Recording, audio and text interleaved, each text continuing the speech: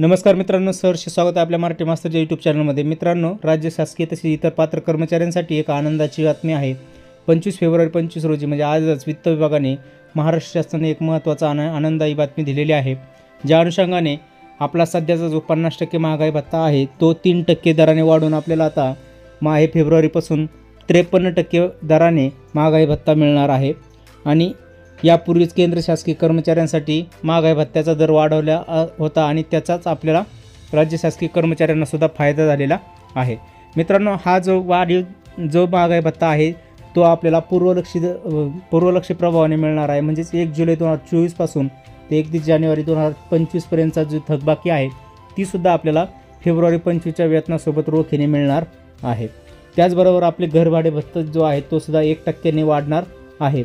म्हणजे राज्य शासकीय कर्मचाऱ्यांसाठी ही अतिशय महत्त्वाची आणि आनंदाची बातमी आहे। ही बातमी आवडली असेल तर लगेच आपल्या मित्रांसोबत शेअर करा। व्हिडिओ आवडल्यास लाईक, शेअर आणि सबस्क्राईब करायला विसरू नका। पुन्हा भेटूया अशाच नवनवीन व्हिडिओमध्ये। तोपर्यंत धन्यवाद मित्रांनो। जय हिंद, वंदे मातरम, जय महाराष्ट्र।